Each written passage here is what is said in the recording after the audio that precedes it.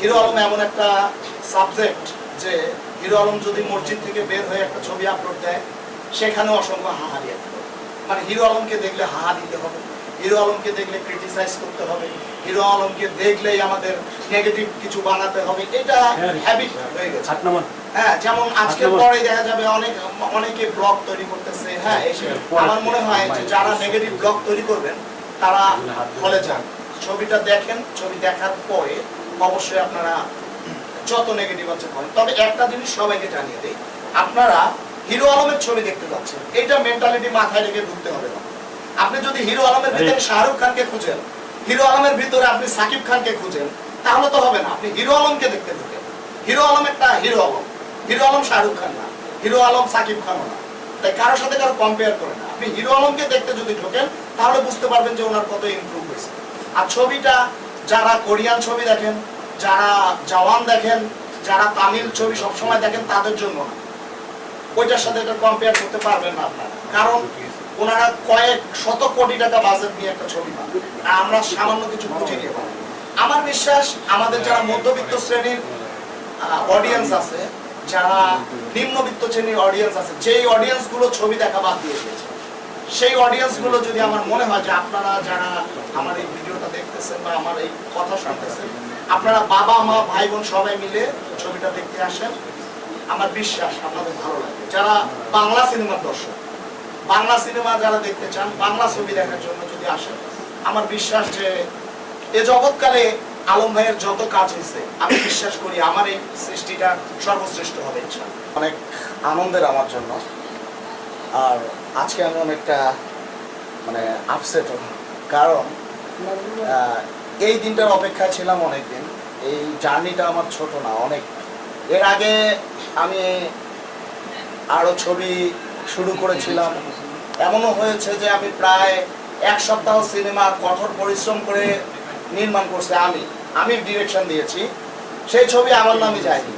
দেখা গেল যে ছবির 70% ছবি আমি শেষ করেছি। আমার ছবি শেষ করার পরে এমনও সিনেমা এখনো আছে, ইউটিউবেও আছে, যে যেই সিনেমার প্রায় 35টা সিকোয়েন্স আমার নিজের হাতে বানানো, কষ্ট করে বানানো, অথচ এমনও নামে গেছে যে ডিরেক্টর মনে করেন সেটে 3 দিনও যায়নি, তার নামে ছবি রিলিজ হয়েছে। এরপরে আরো কষ্ট করে আবার ছবি শুরু করি। আমি একটা সিনেমা বানানোর শখ ছিল আমার জীবনে, একটা ছবি বানাবো, এই জন্য আসছি। আবার সিনেমা শুরু করি, প্রযোজক 2-3 দিন কাজ করে, প্রযোজক চলে যায়, অন্য ডিরেক্টরের সাথে লবিং হয়, এরকম হয়। আমি নিজে মানে হতাশ, প্রায় 2টা ছবি আমি শুরু করি, 2টা ছবি শেষ করতে পারি না। তো এক পর্যায়ে অনেক আশা নিয়ে আলম ভাইয়ের কাছে আমি আসি, আমার জীবনের এই কষ্টের কথাগুলো বলি যে ভাই, মনে হয় যে আমার জীবনে আর কখনো ছবি বানানো হবে না। তো স্ক্রিপ্ট, এই গল্পের স্ক্রিপ্টটা আমার সাজানো ছিল, আমি ওনার সাথে শেয়ার করলাম। তো উনি বললো ভাই, এই গল্প কি আমাকে দিয়ে হবে? আমি বলছি যে যদি আমাকে আপনি ট্রাস্ট করেন, আমাকে শুধু 2টা জিনিস যদি আপনি ইনশিওর করেন, তাহলে আমি আমার জীবনের শেষ একটা চেষ্টা করবো আপনাকে। যে আলম ভাই বললো কি, যে আপনার সমস্ত বডি আমাকে গিফট করতে হবে, কি হেয়ার কাটিং হবে, কোন স্টাইলে ডায়লগ দিতে হবে, কি করতে হবে, আমি কিভাবে আপনাকে প্রেজেন্ট করব, সম্পূর্ণ আমার। আপনি নিজস্ব কোনো ইচ্ছা আমার উপরে দিতে পারবেন না।